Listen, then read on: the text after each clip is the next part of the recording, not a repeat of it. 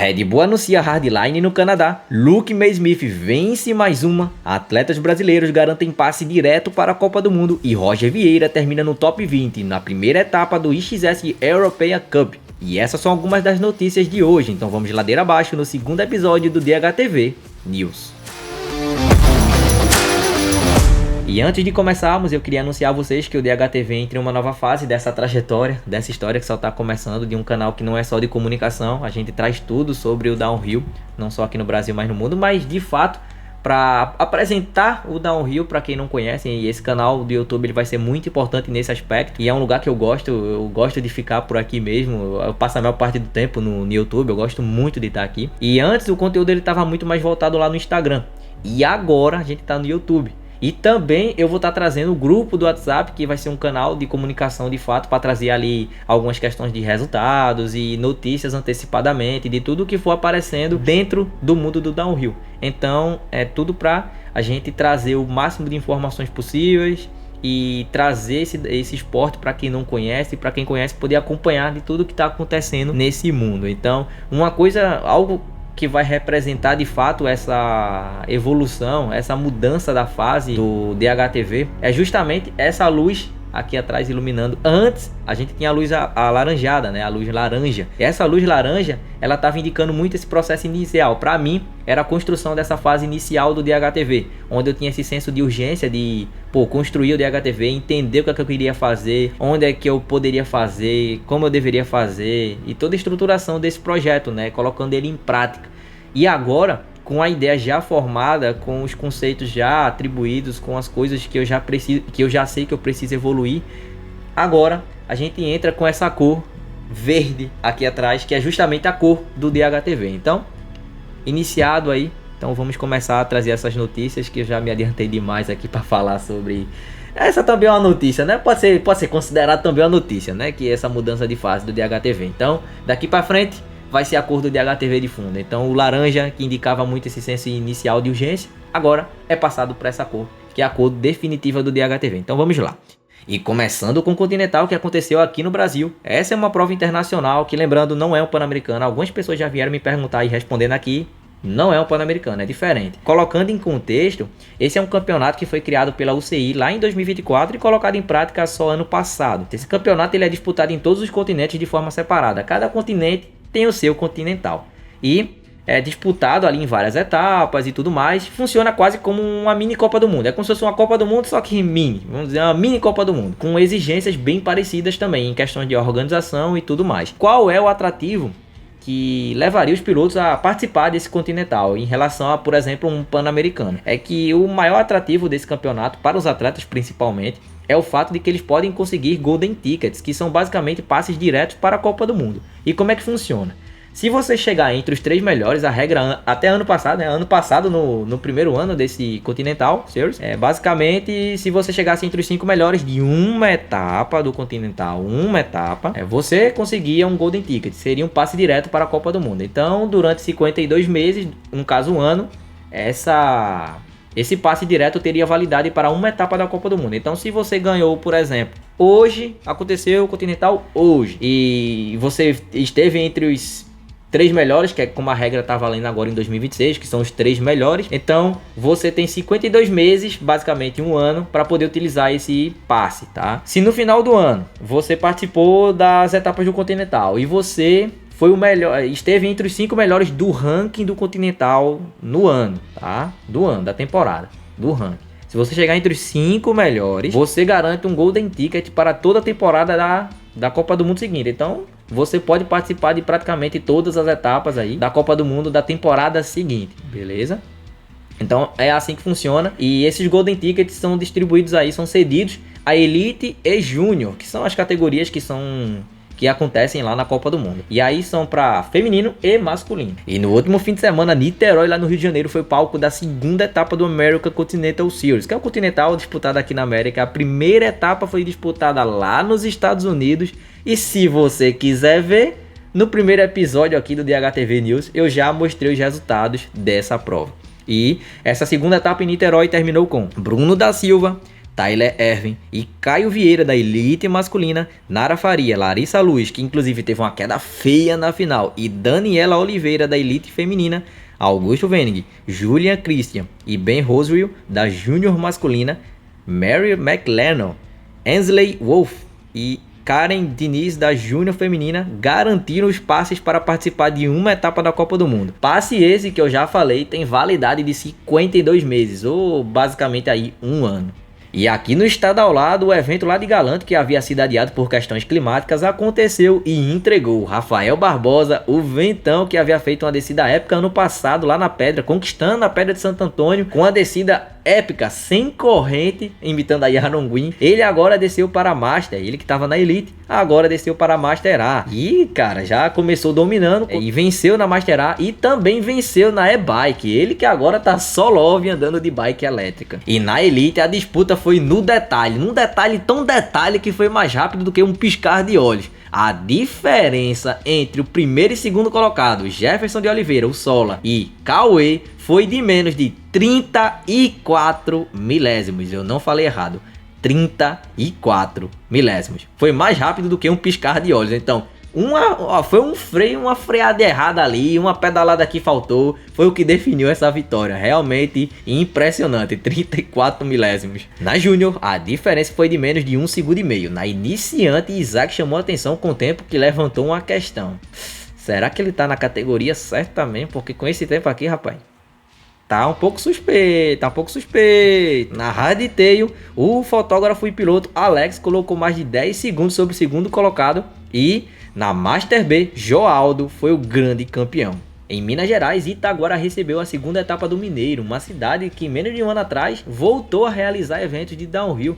É uma notícia muito importante, né? Porque no ano passado ela voltou a realizar eventos de downhill e logo no ano seguinte ela já entrou no calendário do Mineiro. Isso é muito importante e é uma trajetória que vale a pena observar, né? Vale a pena acompanhar. Dos resultados, na Open, Kaique de Castro levou a melhor.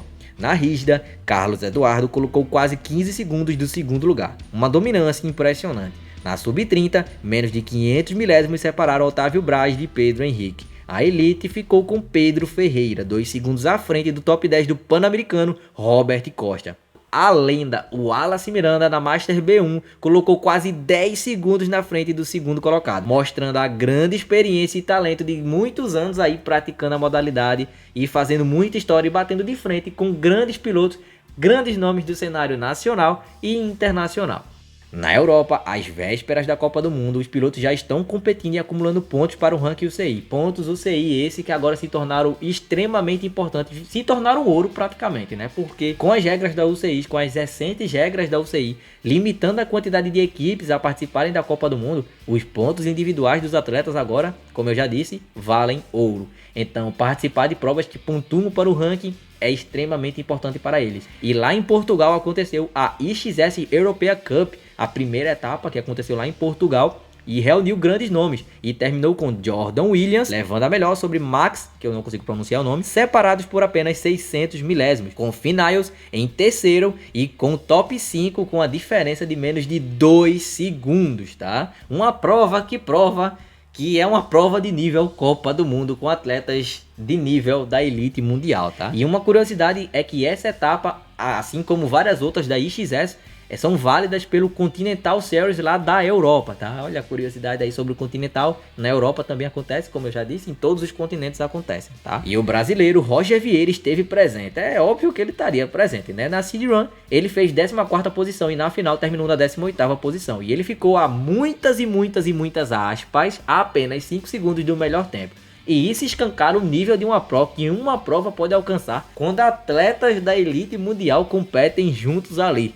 Então você percebe o nível que a prova pode chegar de Roger, que ficou na 18ª posição, ficar a 5 segundos. Para muita gente 5 segundos parece pouco, mas quando a gente fala de um nível desse, de altíssimo, quando a gente fala do alto nível, 5 segundos é como se fosse um abismo. É um abismo de diferença, 5 segundos. Então é loucura. Bernard Kerr, que é o companheiro do Roger lá na Pivo, terminou na 13ª posição. Roger que agora está se preparando para essa temporada de 2026, de fato como atleta Factory desde o começo da temporada, É muito incrível poder estar acompanhando isso e ver isso acontecer, né? Ele que recentemente foi campeão pan-americano, depois de 10 anos, né? A última que foi em 2016. É muito bonito de ver tudo isso acontecendo. Então, vamos ver o que vai acontecer esse ano na Copa do Mundo, que já começa agora, mês que vem, lá na Coreia do Sul. Então, aguardamos ansiosamente. Luke Maysmith vence mais uma, dessa vez no Continental Series da Oceania ao lado de Kate Hesses no feminino. Luke que vem numa consistência que é impossível de ignorar antes da Copa do Mundo. Ele que já venceu o Nacional Australiano, Crankworx e agora Continental. Então essa temporada do cara vai ser assim, a gente não sabe o que vai acontecer, né? Basicamente, sendo bem realista, essa Copa do Mundo de 2026 está muito imprevisível, não dá pra saber o que vai acontecer, não dá pra ter muita especulação. A gente vota nos favoritos da gente, mas pô. E a notícia mais importante desta semana fora das pistas de competição foi o Red Bull Hardline, que agora tem um novo destino. O evento que começou lá no país de Gales e se tornou um dos mais assistidos do mundo agora deve desembarcar no Cypress Mountain, lá na British Columbia. E o percurso foi projetado pelos irmãos Arterton e em colaboração com Goldstone e Ham Street. A British Columbia é berço de uma das culturas de bike park mais fortes do planeta. Agora imagina a quantidade de gente que vai dar nesse evento, porque ele vai acontecer em outubro, depois da última etapa da Copa do Mundo lá em Lake Placid, nos Estados Unidos. Então, imagina a loucura que vai ser esse negócio. Tem uma história que saiu essa semana e que merece muito mais do que apenas uma nota rápida. Angel Soares, que é um piloto espanhol que já subiu em pódio de Copa do Mundo e que já foi top 7 no Campeonato Mundial, agora sem equipe depois de mais de uma década, muito por conta de lesões e tudo mais que foi acontecendo ao longo da trajetória dele, que claramente afetou o seu desempenho. Ele agora chegou em 2026 e anunciou um projeto novo, que ao invés de esperar o desistir, ele pensou, tá, vou seguir em frente. Vou seguir em frente nesse projeto que eu quero dar andamento. E nas próprias palavras dele, em vez de encarar isso como um revés, estou vendo como uma oportunidade. Então o plano dele é testar 3 bikes de downhill, das mais rápidas disponíveis, e documentar tudo isso, né? Entendendo profundamente cada uma, documentando tudo isso com setup, suspensão, sensação na pista, dando um feedback honesto de um piloto de alto nível. Isso é um projeto diferente. Não é uma equipe e não é um patrocinador principal. É basicamente um piloto usando tudo que ele tem de experiência para criar algo próprio. E em 2026, com tudo que existe em termos de plataforma de conteúdo, isso faz sentido. Então, vale a pena acompanhar. E vale acompanhar também todas as novidades de peças e acessórios que chegam lá na CT Bike Shop, a loja do ciclista. Lá você encontra tudo o que você precisa, desde bike, pneu, quadro, suspensão, uma infinidade de equipamentos. Então precisou, liga lá na CT Bike Shop que eles enviam para todo o Brasil. E essa semana tivemos algumas novidades no mercado, com a Fox anunciando que está trazendo a tecnologia de amortecimento eletrônico automático para o amortecedor Gravity pela primeira vez, anunciando o Float X2 com a tecnologia Live Valve Neo. Segundo a Fox, o sistema lê o terreno 400 vezes por segundo e ajusta a compressão em menos de 14 milésimos. É difícil de acreditar, mas a era da tecnologia realmente veio para ficar dentro do nosso esporte, que já vinha acontecendo há bastante tempo, essas transições, essas tecnologias e essa busca incessante pela performance. E é engraçado, sabe aquele meme que a gente tinha de chamar o piloto de teclado? Pronto. Possa ser que no futuro, de fato, os pilotos estejam pilotando com controle e um teclado. E voltando a esse assunto do choque da Fox, a Fox chama ele de o amortecedor de Gravity definitivo. É uma tecnologia, essa tecnologia ela já existia em modelos de trail e enduro. E agora, oficialmente, ela chega para quem anda pesado no downhill. E o impacto prático no downhill de competição vai se mostrar ao longo da temporada.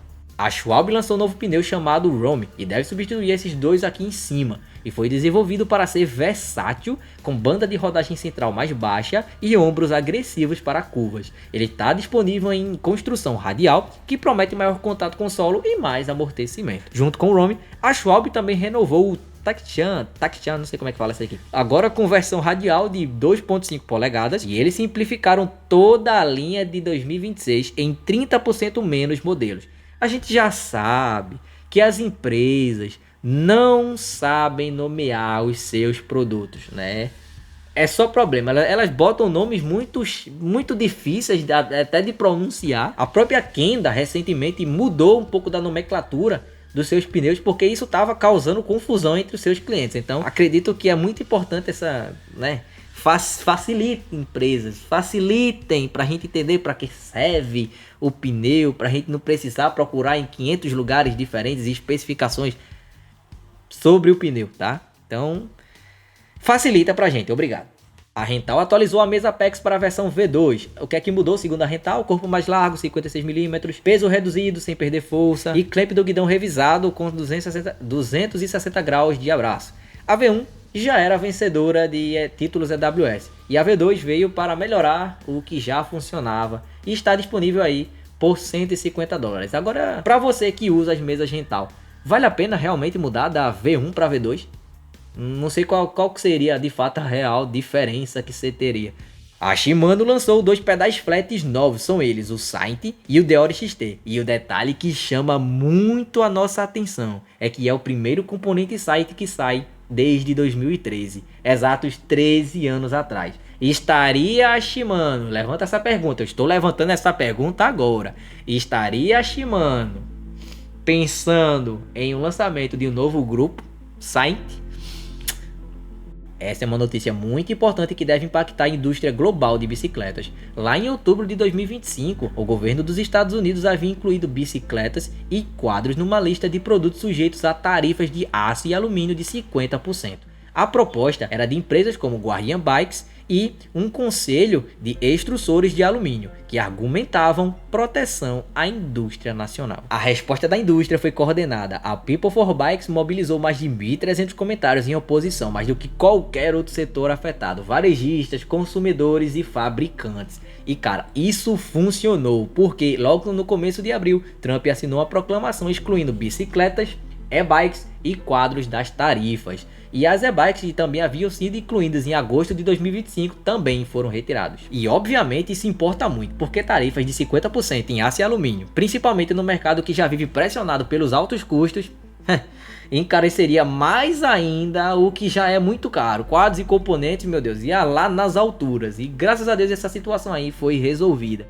Então, mais uma vez episódio 2 aqui do DHTV News, e mais uma vez falei de imposto, mas pelo menos foi uma notícia legal. Sobre evento, neste final de semana deve acontecer um evento de ranking nacional DH1 lá em Pomerode, Santa Catarina, que é também a segunda etapa do campeonato catarinense. E quando o assunto é downhill, aqui no DHTV você vai encontrar. Então deixe seu like, comente e compartilhe esse vídeo com seu amigo que precisa saber aí das novidades do downhill dessa semana. Então espero você no próximo vídeo.